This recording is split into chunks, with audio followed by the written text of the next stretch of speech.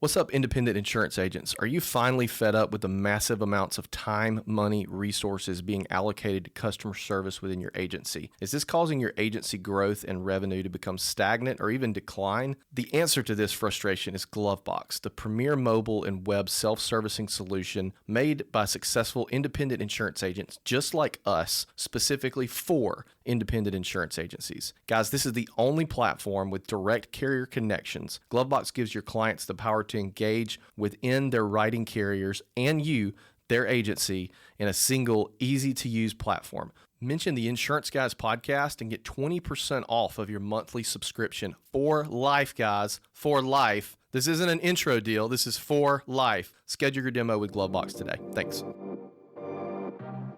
Insurance agents from around the world, welcome to the Insurance Guys podcast, powered by GloveBox. My name is Scott Howell, your fearless host and leader, insurance agency owner and insurance evangelist for I Protect Insurance and Financial Services, based out of Huntsville, Alabama. And before we get started on today's episode, please help me welcome. He is a 6'3" sophomore from Saraland, Alabama. Parade first team All-American, Rivals 5-star recruit. He is a fantastic insurance agent and a great American. Ladies and gentlemen, please put your hands together and welcome the incomparable Mr. Bradley Flowers. How are you, Bradley? I'm great, Scott. How are you today? Well, I just screwed up the intro for the first time in 187 episodes, but that's okay. Yeah, we fixed it real quick, didn't we? We did. Guys, do I have a story for you today? Here's the story. Bradley, do you remember last week? Bradley and I are on a business Zoom call. Mm-hmm. I was at the Toyota dealership getting my mini truck. That's what I've started calling it, my mini truck. Getting it serviced before I drove down to Mobile, which is where I'm at right now. So Bradley texted me and he said, "Hey, you getting on this call?" It was kind of an important business call that you and I had been looking forward to. Mm-hmm. Well, I've got all my stuff splayed out all over this table when I get your text. I was working on about 3 different things. And I'm like, shit, I forgot about this damn business call. So I jump on Zoom, get on it, but I'm a little flustered and I don't really know what's going on as I'm about to tell you. So there's these 2 gentlemen that are on the call, and Bradley's on there, and I jump on, and they're like, "Hey, Scott, how you doing?" And you could kind of hear I was in like an auto dealership because the music was playing and stuff. The aesthetics of the auto dealership. Here's where old man Scott, I felt like about a 72-year-old trying to use Zoom during a 1-year-old birthday party. You had a bunch going on. First, I had the microphone muted, so I had to unmute that. Then I had the video muted. Then I unmuted the video. Then they start talking, and I thought, well, it'll be a good idea just to listen to this. Well, I forget to mute the video, and so I've got my phone so I could really hear well because I don't hear very well because I fired anti-tank rockets, dragons, javelins, predators in the Marine Corps, so I can't hear very well at all. So I have my phone up to my ear listening and forgot to turn the video off, and Bradley goes, "Scott." Everybody started collectively laughing. "Scott." And I said, I looked down at the phone, and he goes, "We can see your earwax in your ear." And it all didn't register with me, and I did it again. I did it twice on the call. And finally, that was kind of the running joke through the whole call was that, we're all getting a first-hand glimpse at Scott's earwax while he listens to the phone call. Unfortunately, I did not get a screen grab of it beforehand. I felt like it was so funny. I thought you were doing it on purpose. No, I was not. I was just discombobulated at the time, and I'm like sitting here trying to think and talk and listen, and it was very embarrassing. Things light. I felt like my sister had my nephew's first birthday party a few years ago, and it was a Zoom call because of COVID. I guess it was last year, and all the grandparents got invited. Mm-hmm. Well, my dad's on there, her husband's parents are on there. A bunch of family are on this Zoom call. None of them know how to use Zoom. So they're sitting there talking crap about each other. Like, my dad's like, "Look what she's wearing on this Zoom call." I'm like, "Dad, mute the phone." I mean, it was, if you want to see comedy, guys, get your parents on a Zoom call and them not know that if they say something, everybody can hear it. It was. And we were on with the founder and CEO of an InsurTech. Yes. Yeah. So yeah, that was one of my most embarrassing. No, I moments. kept it light. I don't think it was fine. I think everybody thought it was funny. It was great when he said, it was very apparent that you had a lot going on, therefore nobody was holding it against you. The greatest line, he goes, "Well, now that we've all had a first row view of Scott's earwax, let's get started." And I was like, ooh, that's going to leave a mark. Guys, we've got a great show for you today. I am humbled and blessed to have this guy on here for about 10 different reasons, but he Second is time. actually our second time guest on the IGP, so I'm going to go ahead and give him the introduction he's always deserved. He is from West Palm Beach, Florida, and he currently resides in Neptune Beach, Florida. He is married to the beautiful Anook, and they have 2 beautiful babies, a son named Landon and a daughter named Sky. If I ever have a baby girl, I want to name her Sky. That's a true story. He studied at the University of Central Florida, and he is the owner of Brightway Insurance in Puerto Vedra Beach, Florida. Big family man, author, coach. Any person out there that is in the insurance industry can learn so much from this guy, and he's one of the most respected men in the insurance industry. Ladies and gentlemen, it is my profound honor to introduce to you second-time guest on the IGP, Mr. Billy Wagner. How are you, Billy? I'm wonderful. Thanks, guys. It's great to be on with you guys again. And this time, speaking of Zoom, it's really cool to kind of see you guys this time. Last time, it was more of a phone call. So this is pretty cool. Well, what's funny is the last batch session we had was our first time together since COVID, which actually, because COVID happened at the beginning of 2020, we found out it had been like a year and a half since we had podcasted in the same room together. And your session was one of the ones, and back then we weren't using Zoom, right? Because the whole world wasn't privy to Zoom at the time. And I remember thinking, gosh, that Billy Wagner episode was so long ago. So anyway, absolutely, super happy to have you back. Super happy to see you. Yep, and super happy to talk about efficiency and time management today. Hey, Billy, before we get into the nuts and bolts of how we can help these insurance agents, I want to talk a little bit about you and kind of what you've been through the last month or so with your health. I know that for me, the times I've had scares where it was kind of touch and go whether I was going to be buried or whether I was going to stay on this earth, it does provide you, if you've never been through that before, with a different perspective. So if you will, kind of give us a summary of what happened. I know it's public knowledge because you talked about it on social media, like kind of what happened and kind of how it might have changed your perspective a little bit. Yeah, it definitely was a whirlwind. And, it started really just a week ago where I went to get a physical that I do annually and got a clean bill of health, did all the EKGs and the urine and the blood and all those tests and got a clean bill of health. And then my health just started deteriorating every day after.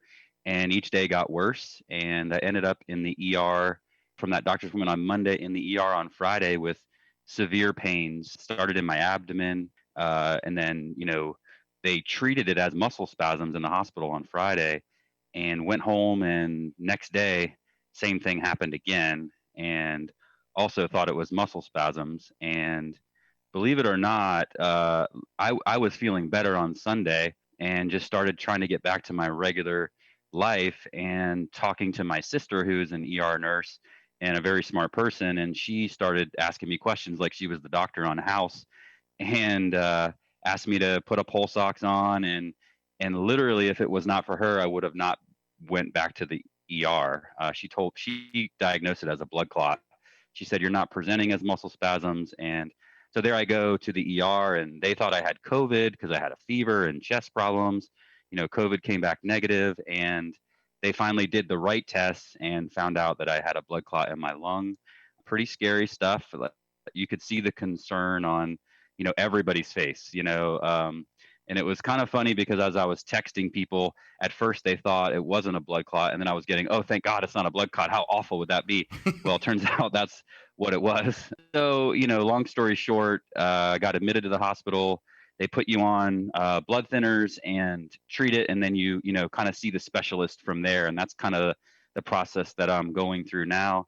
Trying to take it easy. I'm still a little bit of short of breath, that kind of stuff, but this is actually my first day back in the office. And wow. super grateful for all the people. I mean, it's just like, like gratefulness is really kind of what washes over you, because you think about, the relationships and, how many people are kind of counting on you, and I've got stuff still left to do. And so that's kind of, so I'm super humbled and very much encouraged about, making sure my health is right. I mean, you can make all the money in the world and have everything that you want, and if your health isn't right, it doesn't matter. Right. So that's definitely my mission going forward, is to definitely get on top of the health situation.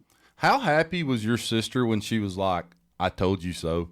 She had that moment when she was like, "I told him. I told him." Yeah, she's not that person though. She was super humble and just, definitely grateful that we got to the right diagnosis and Right. Got to getting, attacking it correctly. So I understand. Well, we're glad to have you back, and we're glad that we did finally diagnose it correctly and got it fixed. So that's a good thing. And before we go any further on this podcast, you and Bradley, right before we hit go on this podcast, we're talking about something that I have no idea about what it is, but apparently behind your right shoulder right here, there is a robot in your office. Is that am I correct on that? Yeah, that is definitely one of the. What is that? Tell me more about that. Yeah, it's definitely one of the time management strategies. As I talked to you guys about last time, I tried to get 20 hours a week back, and this was one of the strategies that it was, and it essentially allows me to be in the office when I'm not here. So I can basically control it with an app on my phone, and I can drive around the office, and it scares the crap out of people sometimes because it's a little bit noisy, but it basically rides around. I can go up and down, and it's essentially me being in the office when I'm really not here. Do they see you on the screen? Yeah. So my face is on the screen when I'm walking around with definitely my face. Oh, that would freak me out. What is the brand? What's it called? Like, yeah, how did you figure this out? Yeah, so it was on like a television show like Modern Family or something like several years ago, and it was very gimmicky. But it's called The Double, like Double, and it'll run you about $2,500, and it comes with an iPad. So there's an iPad kind of at the top of it, and it basically it's like one wheel on the bottom, and it controls the robot, and it's not one of the better time management things, but it definitely was one of the things that shows everyone that I'm serious about trying to duplicate myself whenever I can. So, and for those lists, all right, go ahead. Your employees, like if I was sitting at a desk down the hallway from you and I hear this thing coming, I'm assuming they're like, uh-oh, here comes Billy, right? I mean, because you're on the screen looking down the hallway, I guess, and then that thing rolls into their office to like the corner of their desk, and then y'all sit there and have a conversation. Yeah, you definitely can do that. I could actually look at their computer at the same time too. I can get behind. I can do anything I want with it. You got to get pretty good at driving it, but it's really just an up arrow, side arrow, and you can go up and down with it. But yeah, that's definitely exactly how it works. For those of you wondering what it looks like, imagine a Segway with a pipe on it and an iPad at the top. That's basically what it looks like. Mm-hmm. That's amazing. That's unbelievable. You've got to get one of those in each one of your offices. I'm not getting one of those. My they'd figure out how to disable it. I don't know what happened to it. Yeah, that I could see. Put you in the closet. Here, let me put you in the closet. Yeah, right. Scott. Go away. Go out to pasture. I could see as a team member, because I know you can hear that thing coming. So they're like sitting there. Oh boy, Billy's coming. That would be kind of freaky, wouldn't it? I don't know. That's pretty cool though. Depends on how you use it. Yeah, I could see. I would imagine it being more like, "Hey, I'm checking in with my people," right? Kind of thing, right? Or training. Get behind them, and they're at a computer. They're having a problem with like whatever management system or whatever. He can like literally take that thing in there and get behind them and say, "Hey, push control here," and da da da da da. That's pretty cool, man. So let's talk about what else we wanted to discuss today to move the ball one step forward to greatness for all these agents out there. We talked about, and thank you so much for changing the word process to designing outcomes. I love that so much more than the word processes. So we wanted to talk a little bit about that today. Let's do that. Yeah. So, I think, the mission, for you guys is always to help agents. And for me, I'm always happiest when I'm helping other people and when I have growth or when I can help other people have growth. And so if I'm thinking about an agency right now, the number one thing I would focus on first would be the experience. And it's like what happens when, the phone rings or when somebody comes to your office 5 minutes before they open or 5 minutes after you close. What does it look like outside? how do they answer the phone? When a proposal goes out, what does it look like? How long does it take for them to get back? I strongly encourage agents to kind of secret shop their own agency way more than they do. Ask friends, anyone that that calls you up and says, "Hey, I need a quote for homeowners insurance. Hey, I'd be happy to help you that. Would you also mind doing this? I'll give you a gift card for dinner or something if you would fill out this form when you're doing it." We do it with new hires. When people are coming on, we ask them to secret shop others and us. So finding what the pain points are, where can we add delight, where are the opportunities to be better, and you let that be a baseline for your agency as far as how to improve. And then when you talk about like designing outcomes, for me, it's like looking at different things. And over the last year, I can tell you, and we can go deeper into these, but over the last year, through a strategy that I call workshops, we have developed a new sales process. We developed a new welcome campaign. We developed a cross-sell campaign. We did a training on how to de-escalate drama with rate increases and stuff like that with Florida. And speaking of Florida, we had to deal with insolvencies and non-renewals. So we built a process around those. We developed a phone strategy, a VA strategy. So we took all these things that were a problem or an opportunity, and we said, how do we fix them? And, the way we did it really is we identified it and we attacked each one at a time. We have on the calendar now every month schedule what we call a workshop, and it's every month on the second Wednesday at 7:30 in the morning, and it's 7:30 to 8:30. Sometimes it's 7:30 to 9:30, depending on how long. And we bring in 3 or 4 people that are, one's going to document it, one is a strategy person or someone that's very knowledgeable in that section, in that area, and we just workshop the whole thing. We go through each specific item until we come up with a good resolution. I'll tell you, just to tell you what a complete dum-dum I am. So we have been doing a lot of new processes and, working on implementation of those processes in our agency, my agency. And I'm on the phone with Mike Stromso, and I've got my operations manager on the phone, and we're talking about the difficulty that we're having implementing these new processes that we're putting in place in our agency. So we have a written process, and then we have our own YouTube channel that only our team members can get to watch these processes. And of course, we keep every process in a folder on a Google Drive as well. And as we're talking through this and talking about this lack of implementation by team members, Mike, just off the cuff, he goes, "Well, are you workshopping this with everybody where you actually get them on a Zoom call or whatever it needs to be, Google Hangout, whatever, and you actually workshop the process for an hour, answering any questions, going through the process one by one with each team member to ensure that they know what the process is and what the expectation is." And Justin and I both look at each other and we're like, "No, we're not doing that." And I thought, damn, we're such idiots. I mean, like, we missed the biggest piece of the process, right? We're just relying, and this goes back to poor leadership, really.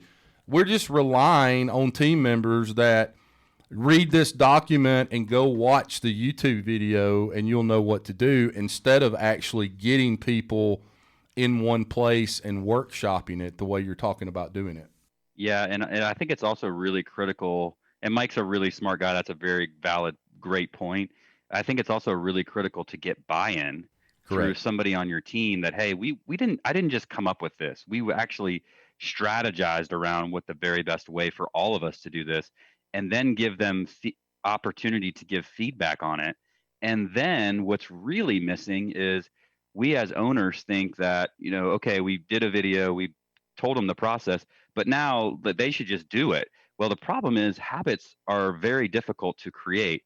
So you've got to do more than just that. And so what we implemented is a monthly training session on top of that. So if we do the workshop on a topic, we're also doing a training session on that exact topic to go deeper, to role play it, to go through those scenarios together so that they do feel comfortable. And we also then incentivize them through changing behaviors. We incentivize them to actually make those changes. So we have a spin wheel, and once a month they get spins for changing a behavior that we were trying to implement. So it's those other two strategies that I think are just as important. Right.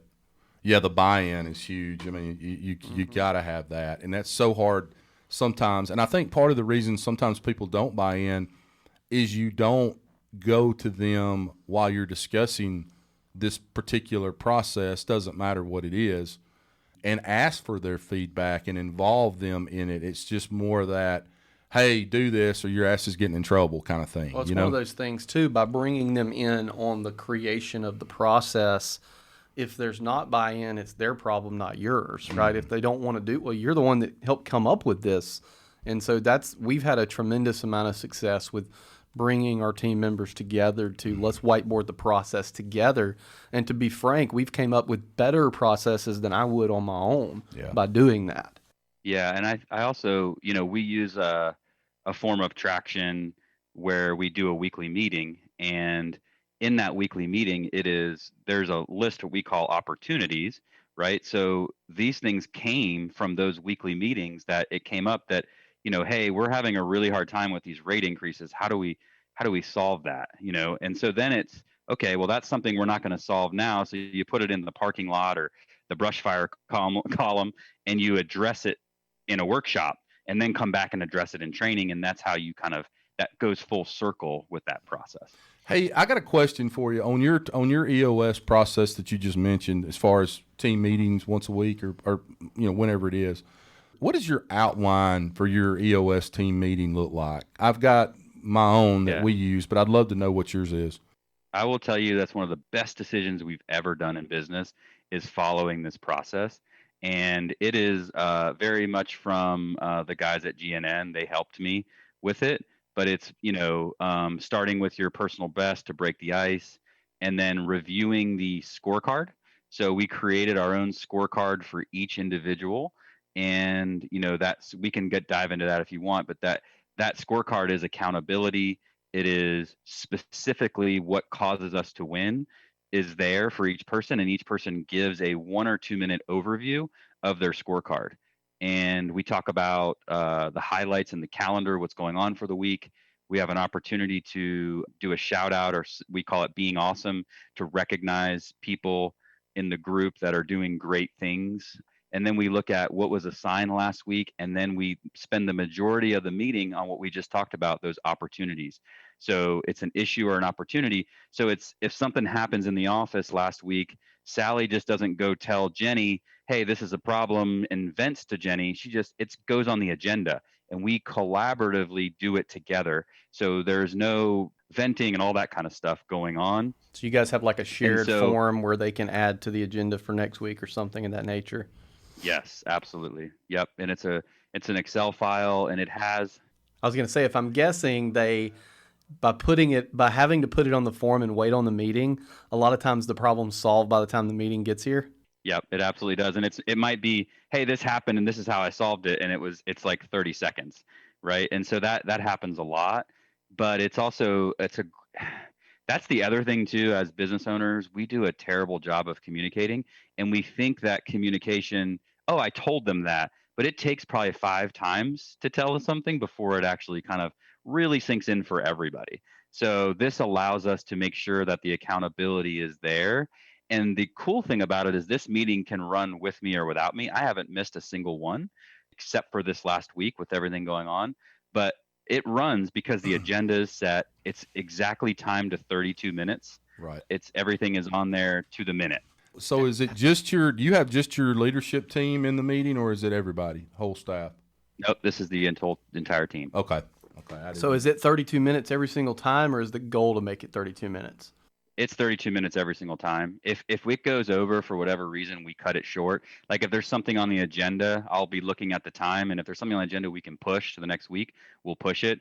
Our phones are automatically forwarded for that 32 minutes, but they start ringing right at 33. So we're back at it. So it really literally is time to the minute. And we also found that something that's very important is we were doing it at the wrong time, and it was frustrating people. We wanted to do it at the beginning of the week. So Monday was the day we had to do it, but we found that doing it at 10:30 really allowed them to get their desk cleared and feel comfortable from the weekend communication. And just 10:30 was the actual perfect time for us. It's funny you say that. We've actually recently moved hours from Thursday to Monday, just because tracking the week before, sometimes Thursday is too late in the week, but we're at 3:00 on Mondays, and for the same reason. So, but we're kind of still playing with that. I have a question, though. You're an extremely busy guy. You've got 32-minute meetings, and they're exactly 32-minute meetings. So my guess is, or actually I know, that every minute of your day is scripted, right? And as a business owner, as an agency owner, there's so many opportunities throughout the day for us to be pulled away or get distracted, or you walk through the lobby and somebody grabs you and has this problem, which you want to help with because it's a big, it's an issue or whatever, right? And so it's funny that, like, so my mom had a boss years ago before I was born, and she to this day talked about what an a-hole this guy was. And one of the things he would do is his staff was not allowed to address him unless he addressed them first, which I get. It's a jerk thing to do, but the more things happen and I get pulled away and get distracted, I'm like, I kind of see where that guy was coming from. What have you done in your office to kind of prevent those things from happening and getting distracted and folks interrupting your day and that sort of thing? Not that that's not going to happen, and not that if anybody on my team is listening to this, I want them to stop bothering me, but take us kind of through what you've done for that. And certainly I think the meeting has, the agenda's helped with that, I'm sure, but what are some of the ways that you've communicated and relayed that to your team? Yeah, that's a great question, and I think that will help a lot of agents. There's always too many things going on, always. And I think one of the most important things with it is I created a document that is basically what everyone's role is. So what my role is clearly defined. And so I'm the CFO of the agency. I handle the financials. I look at the budgeting and the planning. So that's my area, right? And everybody on the team has specific areas where they are a specialist in. So we have a flood specialist. They still are a regular agent, but they're a specialist on flood. So we had a training on flood. That person led that training. So I have a specialist on high value homes. I have a specialist on the E&S market. I have somebody that is in charge of the carrier niche sheet and the guidelines. So everyone has these responsibilities, and they become the first person that the team goes to. It's not me. And I haven't written business in 7 or 8 years, so they can't really come to me from an insurance question. And then every time something like that comes up, Bradley, I look at that and I go, who's responsible for this? And I redesign it, because I'm like, okay, well, no one's responsible for that. So it became like the IT issues, right? So we have an IT company, but they still came to me until I assigned an IT person that was in-house, that when the printer wasn't working, they were responsible for calling the IT company. It wasn't me. So it's a passion of mine to work myself out of a job. I don't want to have anything to do, because I can't be a great leader if I am being pulled in a million different directions. So I think blocking your time in your day. I also think we do I have another leader in the office, and him and I split the office in two.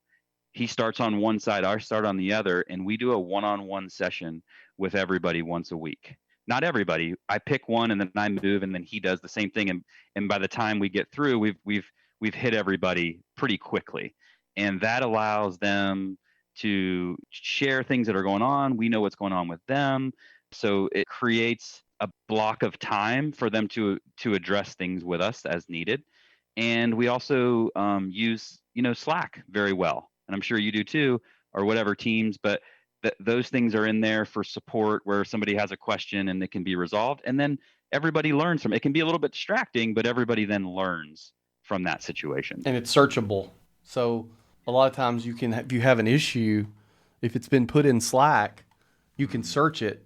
So we as an organization, just like as people, because we have these smartphones in our pockets, we're as collectively way more smarter today than we were 20 years ago.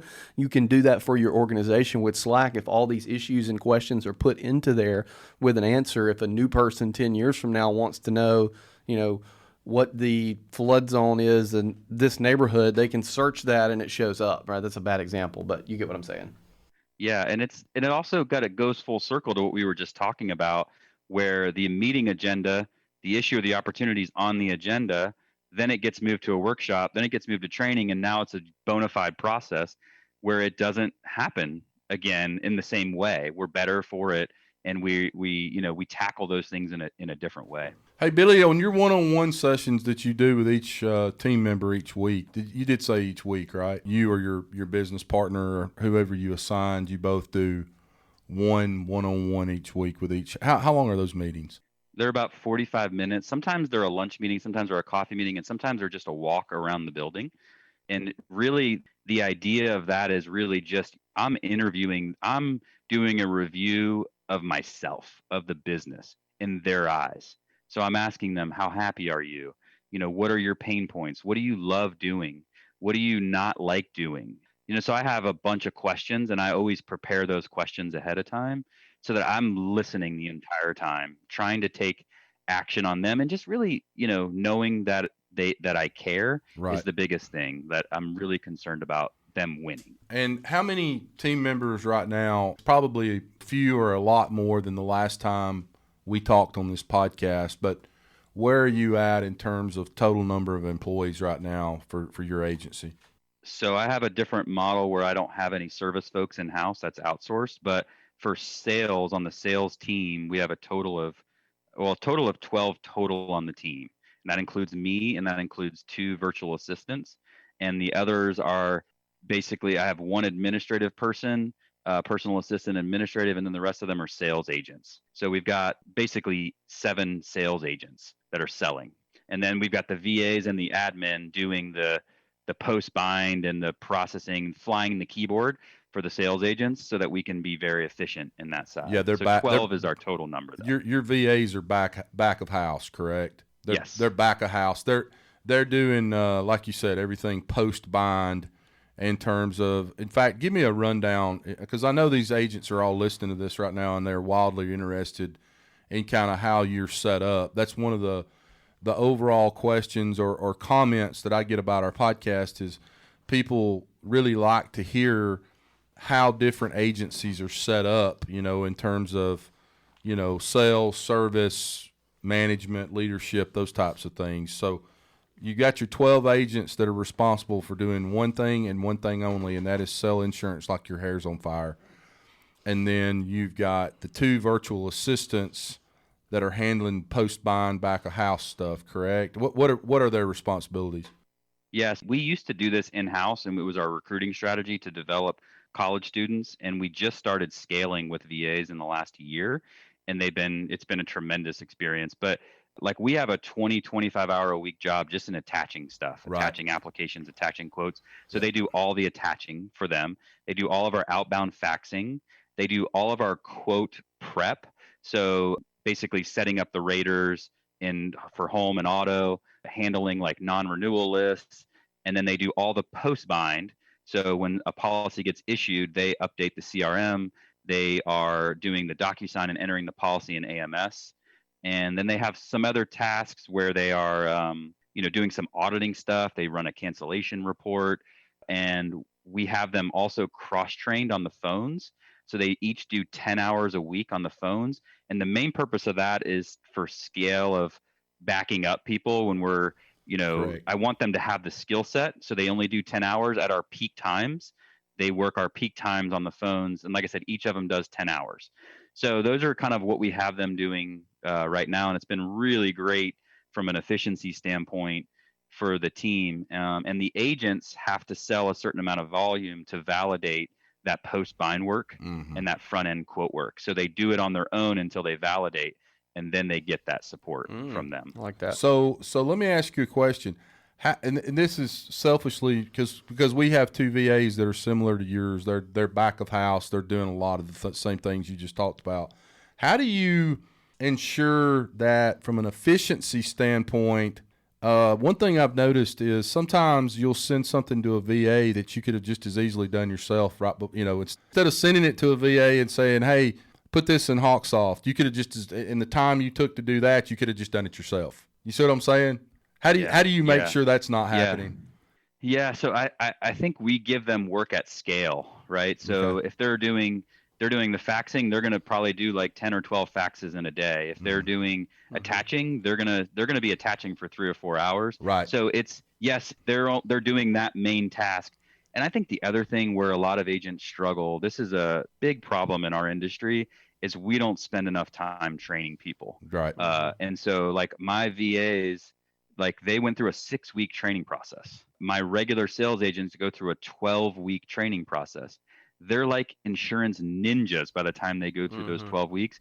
Every minute of training is timed, and it's extremely time consuming for us and for the team. And we spread it out and we have some strategy around it, but there's no getting around how hard it is.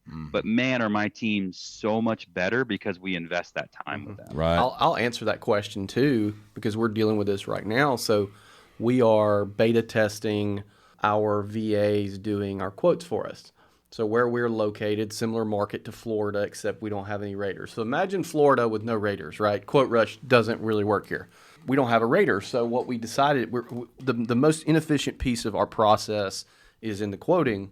And so what we decided to do is we decided to, in our intake form, there's a button that says direct quoting. If they hit that, the carriers pre-populate, conditional logic, they select the carriers, boom, it goes to VA.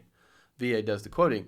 The VAs are no faster or slower than the producer in the office. The key, though, is that producer then can maximize his or her time by doing other things. They're not just sitting there waiting on the quote to be done. Right. So that's kind of the first thing, because somebody asked me that. Why don't they just do it themselves? It's taking just as long. Well, theoretically, we could do double the amount of quotes because he could be doing a quote at the same time. But two, from a fax standpoint, okay, because there's things like faxes that we send to our VAs that it would be just as easy for us to do it from an efficiency standpoint and a consistency standpoint by having the same, and I'm not lecturing, I want to get Billy's thoughts on this, by having the same person doing that task every single time, we ensure that it's done the exact same way in a structured manner, and we're not all over the place. Yeah, that is 1000% true. So if I have a problem with somebody, the way they're entering a policy in AMS, I only got to go to 1 or 2 people to figure out how to fix it. And, the idea of if they're doing faxing, it seems so simple, right? Faxing is just faxing. It's an email basically now. But if they can't find the fax number, then that person doesn't own documenting the fax number so that then we have it next time. So they're going to have to call the bank, get the fax number, and document it, and they own that responsibility, where if I just did it quickly, I may not do that, right? So it allows your processes to work more efficiently. And people don't believe the volume that we do. They don't think it's possible, but the only way it happens is because of the efficiencies of streamlining the work individually at scale.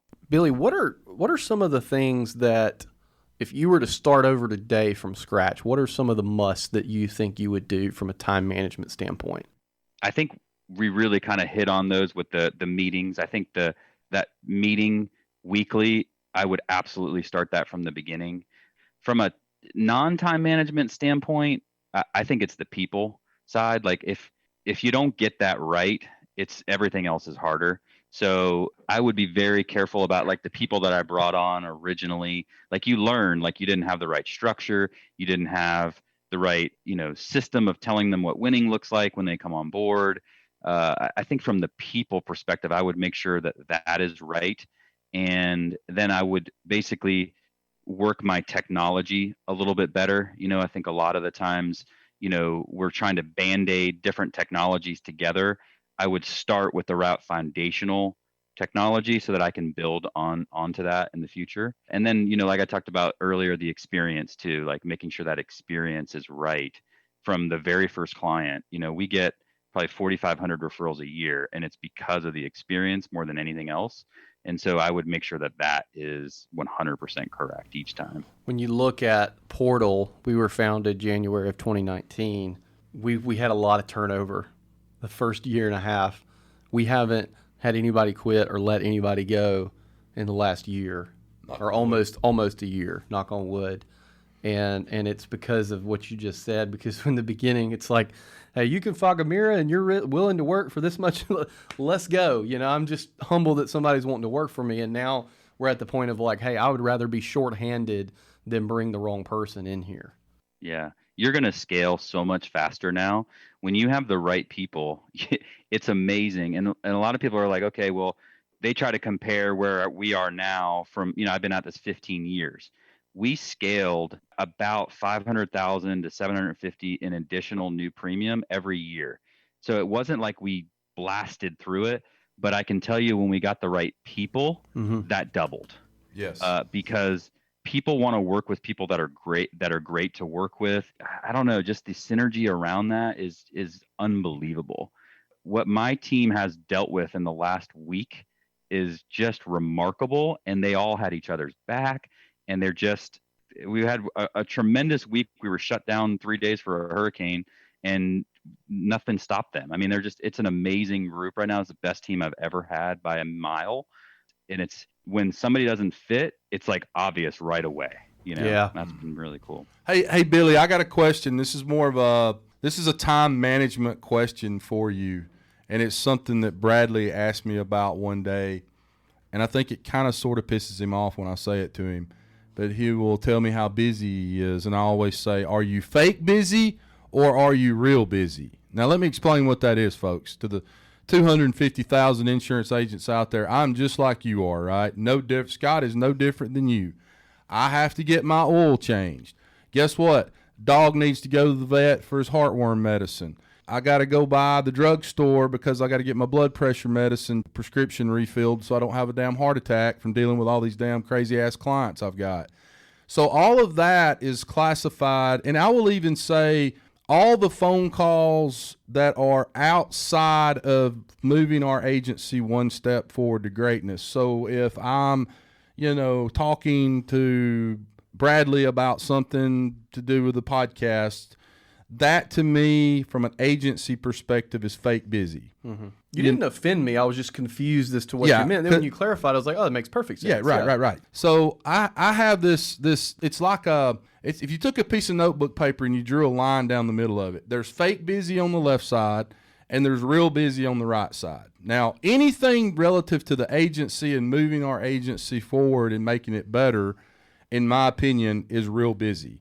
But I think that I represent 250,000 insurance agents out there in saying that if I took my day and I started, let's say at 8 a.m., let's just start at 8 a.m., and I wrote down every single thing that I did until 5 p.m. or 5:30, whatever time you leave the office, I think that for myself, you could probably draw a line down the center of the paper and at the top put fake busy on the left side and real busy on the right side, and my time would probably be spent 50-50 most days. Doesn't mean I'm not busy every day. Super busy all day long. But I'm fake busy 50% of the time, and I'm real busy 50% of the time. Speak to that for me for a minute. How do I get to 100% of my time being real busy? Yeah, God, you'll that's never good. get there. I came up with that, folks. I can do a whole 1 hour presentation on that if you need me to. Yeah, you'll never get there. But I don't spend a lot of time in the fake busy world. I really don't. I know you don't. That's why I asked you that question.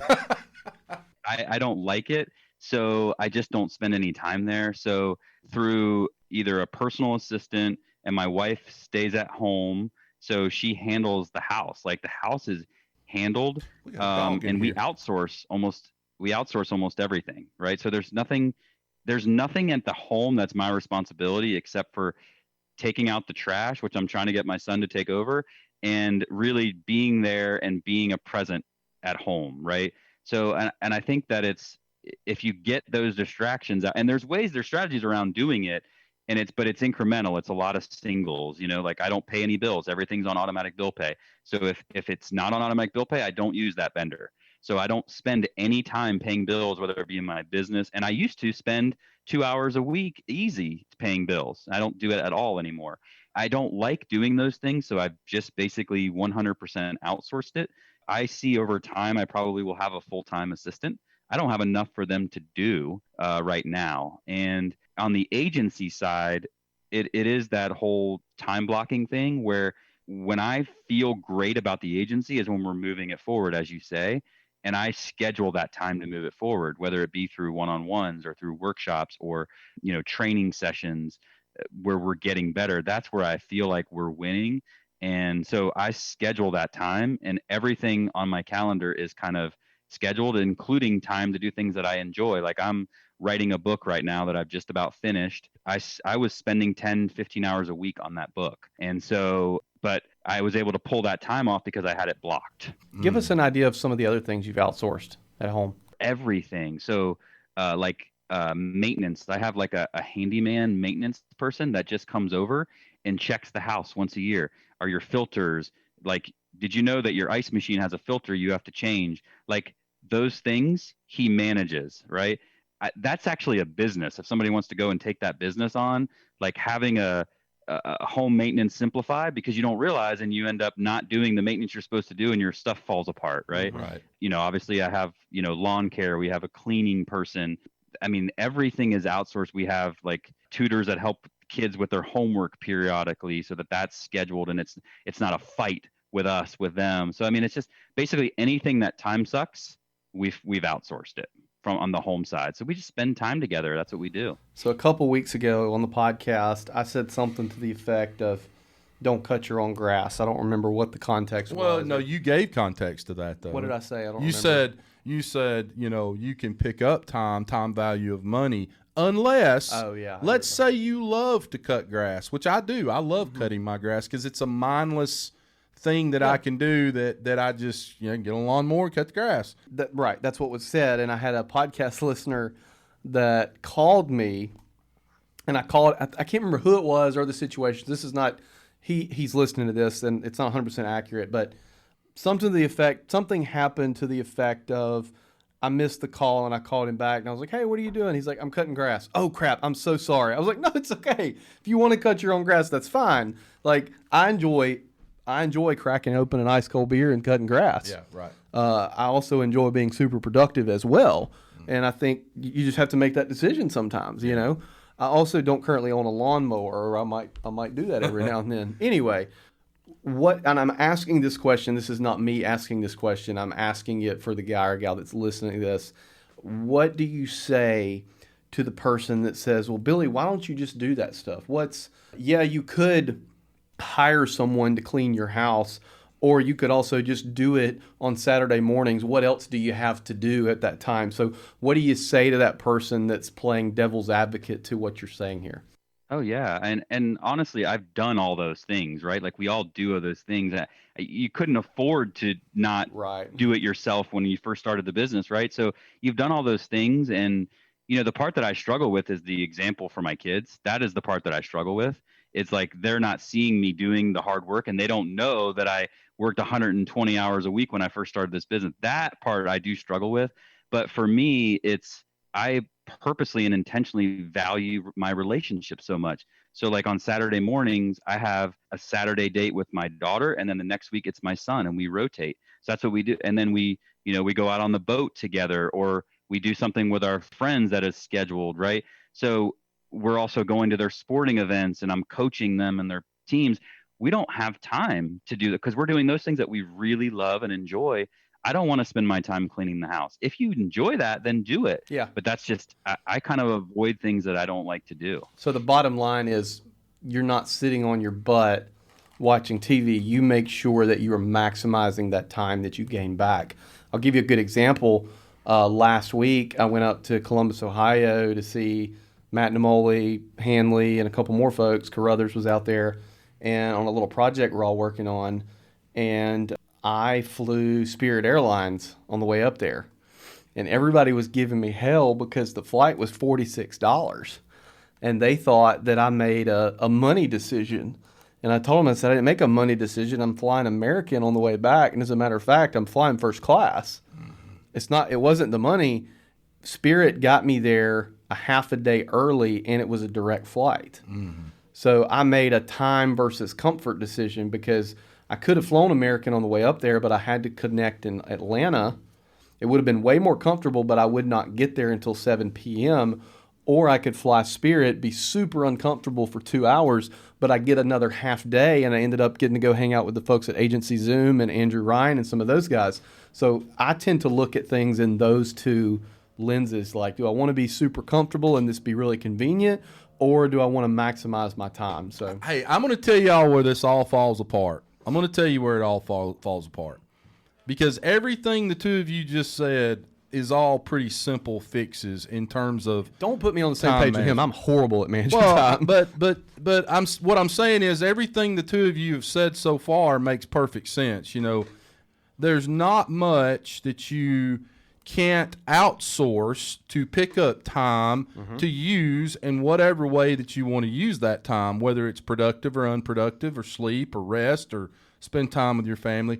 Where the wheels fall off this wagon is when, and this is probably going to be 50% of the agents listening to this right now, when you're divorced, okay, you're divorced, and you're like Scott, and there's 50% of the agents listening to this that are just like Scott, and you have a child or multiple kids, and you make the decision to move 30 miles away from where your ex-wife lives, but you have the child 50% of the time, and he's still got to get to baseball practice at 6:30 at night, and you still got to get him to school every morning.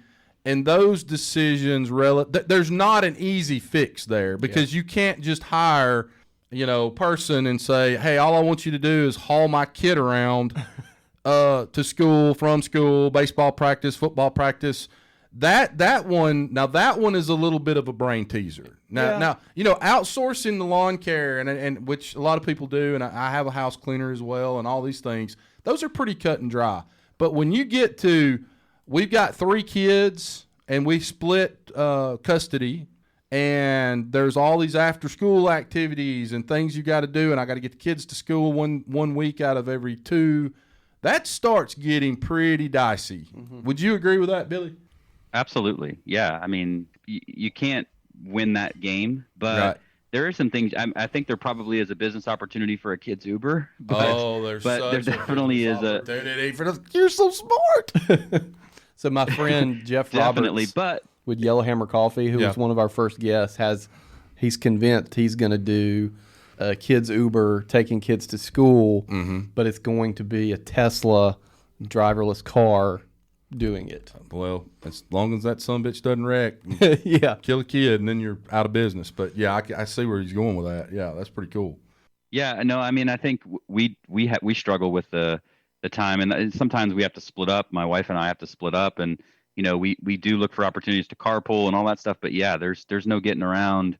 There's the logistical piece of that makes it very, very challenging, that it's very difficult to overcome. I 100% agree. I think what you have to do in that case is you have to become Billy Wagner and streamline and get efficient in all these other areas, so that maybe if that efficiency model doesn't quite work with the split custody kids thing, then you have more time to be able to make those kinds of things work, even though sometimes for me, I just feel like I'm, fake busy all week because I'm having to focus more time on, and I'm having to, from a windshield time perspective, spend more time on the phone in my vehicle and do things there rather than be sitting in the office behind a desk, if that makes any sense. I bet, if I had to bet, Billy lives really, really close to his office. Oh, of course. He's smarter than I am. 4 miles. 4 miles, yeah. 4 miles, but that took a process, though. Like I originally had 10 locations, and I sold them all, and I narrowed it down to 1 location. And so I also moved my house to our dream house where my wife wanted to live, and I bought a building for my office. I had the range of how far I was willing to go, and 4 miles was it. I got all the way to the end of 4 miles. I can take my golf cart to work if I want to. Right. Yeah, that makes a big difference. I don't have a commute. And I can't remember if we asked this last time. I don't think we did, because it definitely would have stuck with me. Take us through what a typical day is for you, from time you wake up to time you go to bed. What is that like? Yeah, so I get up at like 6:30, 7 o'clock in the morning, and I have a morning routine. I set up myself the night before, and I have a morning routine that I blow through and typically get to the office about 45 minutes later. What is that morning And routine? so basically, the whole like dress, shower, have a cup of coffee, walk outside with the kids. Like it's the same every morning, kind of like spending a little bit of time with whoever's up and awake. And then I'm, in the office right away. I work out in the middle of the day, so I go home for lunch. I have a personal trainer 3 times a week that I meet, and so that's blocked on my schedule first. I have my 9 to 11 time on my calendar is my peak time when I do the best work for myself. That's my peak. So my most difficult or my most challenging thing, I usually save for those that time. And then depending on the day, I've got different stuff scheduled. So I'm involved in different boards and local stuff like that. So I have a meeting at 7:30 some mornings and things like that. But the whole week is blocked out. I've got time with my wife. I've got a date night. I've got like I said, the kids time, and then everything else gets filled in on that time that is available inside of that. And I use a Calendly app. I use Acuity, but the same thing is like nothing gets scheduled in times that aren't blocked off. You get home what time? What time are you done for the day? Depending on the day, depending on what's going on, whether it be practice or sports or stuff for the kids, I'm generally home by 5:30. And we eat dinner as a family every night together. We do a family meeting on Sunday nights every Sunday. And the kids are super active right now in theater and sports and all that kind of stuff. So we got a lot of that going on. But that's pretty much my day. What's your family meeting agenda? What are we talking? 30-minute meeting where we just talk about the upcoming week and goals and those types of things, or is that kind of what it is? Yeah. I love the family meeting is awesome too, because it's similar to what we do in the business. We actually created this idea as a project for one of the kids when they had to come up with an invention. And it basically has the same type of a model where you have opportunities or issues. They go on the agenda. So we don't fight or yell or scream or get mad because they left their socks on the floor. It goes on the agenda, and then we collaboratively solve it together. We use Robert's rules, and we take turns. The kids learn how to run a meeting. They run one, then my son, my daughter, and then my wife, and then I, and we rotate around and who runs it. But essentially we work out things like, what are we going to eat for the week? Like that conversation that you have every day. What do you want to do for dinner? It's already decided. We do that on Sunday and it's decided. We also plan something that doesn't involve money to do together once a week. So it might be going on a hike or going out on the boat or something like that. We plan that during that time. If we've got something coming up like a vacation, that's on the agenda. We talk about what's going on. And then the agenda is built on, what those opportunities and those issues are. We also do our personal best. What was our personal best for this week? So all that kind of stuff happens during that meeting. And the kids, this is a breakthrough family-wise, because the kids will absolutely follow what they helped implement. And sometimes they have a better idea than we do on how to solve an issue that we've got going on. Back to bringing your employees in on creating the process. Yep, right. They'll do it if they create it. No doubt. What time do you go to bed? Generally around 11. Mm-hmm. Figured it was later since you woke up at 6:30. Yeah. Hey, I need to say something to the 250,000 agents listening to this right now. Okay, every single one of you has a peak performance time during the day. Bradley's peak performance time and my peak performance time are complete opposites, which makes it difficult to podcast. Because yours, correct me if I'm wrong, isn't it like 8 to 11? Isn't that kind of your time to shine? More 9 to 11. But 9 to 11. Yeah. Okay, 9 to 11 for Bradley. For me, it's 2 to 5. And so what I'm saying is you need to figure out, which is not hard to do, because if you have, you can sit there by yourself for 5 minutes and figure out, okay, when do I perform the best during the day? When am I the most clear-headed? When can I solve the most problems? It does not take very long to figure this out. And then that needs to be your time to be real busy. Yeah. Because you can, when you're at your peak performance times during the day, boy, you can jam. And me too, I get a lot of work done. I get home from the gym at 6:30. I get a lot of work done between 6:30 and 7:30. Right. So I really have 3 times that I do. I have one true peak performance time from But an it's energy all standpoint. morning. So 6:30 to 7:30. Usually I get a lot. That's when I do my answer emails, read my Bible, like that. I get that kind of stuff done, and I'm pretty clear at that moment because there's absolutely zero distractions. That's all When I about first to change started, in September. by yeah, the way. I know. When I first started social media and that sort of thing, that's when I would create my content because that's when I was the most creative. 9 to 11 is true peak hours, and then usually I re-spike, and I think it's like a blood sugar thing. I spike back up after dinner, so from like 7:30 to 9. And being that Clayton lives with her mom sometimes, or Clayton is with her mom sometimes, and we don't have a baby yet. A lot of times we'll get done doing dinner. Laurel's studying first 6 and 63 right now. So Right. like I'll pump out some work. So for me, it's kind of those 3 times I can get a lot done. Everything in between that is when I'm an a-hole. Well, yeah, and I will say this about you from a self-awareness standpoint, and I think you recognize this, but when I talk to Bradley after about 2 o'clock, I would say 2:30 to 3 until about 5, I don't know that I've ever met someone that seems to me, whether it's on the telephone or in person, I don't know of anybody that has a down cycle as big as yours during those time periods. You look like when I see Bradley between the hours of 2 p.m. and 5 p.m., I literally want to tell him, dude, you need to go lay down and take a nap, man. And it's not that he's mean. He just seems so freaking tired that I feel like you almost need to go to a doctor and get checked out. It's because the first half of that day is You're jamming. You're jamming. And You're then it's jamming. like, Yeah, you're jamming. yeah. Yeah, but if you call Bradley about 3:30 in the afternoon, man, sometimes he just seems like he can barely go. Where for me, 2 to 5 o'clock, man, I am on fire. I might get 400 things done between 2 and 5 o'clock. It also depends on what I had for lunch too. If I have something really lean, like a tuna, seared tuna or chicken salad or something like that, typically I'm not like that. A lot of times because I'm But you don't have the discipline to do that every day. No, hell no. Okay. Well, unfortunately, too, my office is in like the mecca of food in Mobile, Alabama. There's anything you want within a walking distance.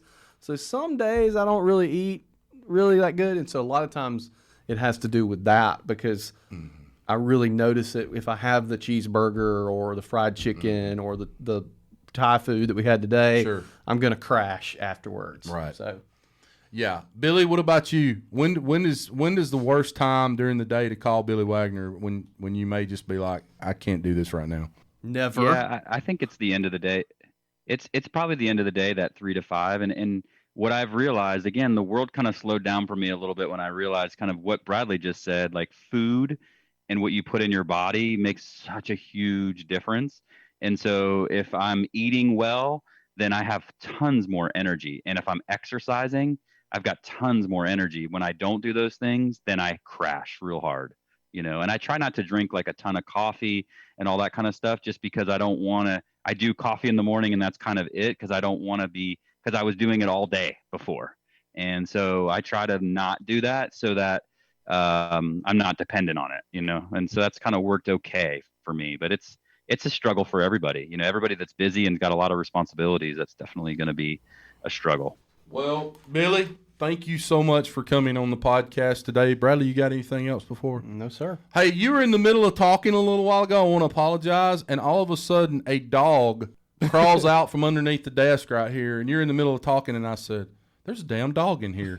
I didn't even know there was one in here. And all of a sudden, you were talking, and a dog just walks out from underneath my desk right here that I'm sitting at. That was Jed. Yeah, Jed. I'm sorry, Jed, but it surprised me a little bit. Billy, I want to thank you for being on the podcast. I need you to do me one favor. These insurance agents need this. There's one thing from a time management perspective that you could tell these guys and girls to help them move that boat one step forward to greatness, to the lighthouse. What would it be? I would look at your calendar. If I see what your calendar looks like, I'll know whether you have your time management under control because the most important things are on there first. And you'll take care of those first. And I think there's a ton of things you can do if you want to be an expert on there. I've read tons of books on it. I've listened to tons of people. Darren Hardy is phenomenal on time management. He's got a course that is tremendous. So there's a lot of ways you can be better in that area. But to me, if my calendar's right, then my week goes exactly how I want it to. Mm-hmm. Guys, I'll end this podcast by saying this. Tony Robbins always says this, and it's something that's always stuck with me. Growth equals happiness. Happiness is an emotion. It is fleeting. It comes, it goes. Not everybody is happy. No one is happy all the time. When you find people who have more happiness than other people have, it is because they are growing in some area of their life, whether it's mental, whether they're learning new things. That equals happiness. People are happier when they're growing, whether it's physical fitness, in the gym, cardio. If you want to be happier, then you have to grow. You cannot stay at the status quo. And I think the two guys I'm with today do a really good job of trying to grow both mentally and physically and spiritually. Don't care what religion you practice, but that falls in line with that as well. So try to grow more as a human being, and you will find more happiness in life. As I always say, rewards come from action, not discussion. Get your ass out from behind that desk today and go out into the big bad world. Sell insurance. Learn something new today. Go to the gym. Sweat every day for 30 minutes. Don't eat that bullshit that you usually stuff in your mouth, and you will be a happier human being. Make money for your family, for your wife, for your husband, for your kids' college fund, for your parents that are out there struggling today. Go make money for them. Write good business for the agencies that you represent, and write good business for the companies that you represent. Bradley Flowers, I love you. Thanks, buddy. Thanks, Billy. Billy Wagner, we love you so much. You are one of the good guys. You are the best of us, and we are glad to still have you above earth today. Absolutely. Such a pleasure to be with you guys. Guys, you were listening to the Insurance Guys podcast, and we love each and every one of you. Thank you for being a part of our family. And if you need us, you know where to find us, and we'll see you soon in the next episode of the Insurance Guys podcast. Take care. Thanks for listening to the Insurance Guys podcast. If you need to know more about me or you need to get in touch with Scott, you can always reach me at theinsuranceguyonline.com or email me at iprotectins@gmail.com. And if you need to get in touch with Mr. Bradley Flowers, go to bradleyflowersinsurance.com or email him at bradley@saralandinsurance.com. Guys, we love you. Thank you so much for listening. We look forward to being with you again real soon on the next episode of the Insurance Guys. Take care.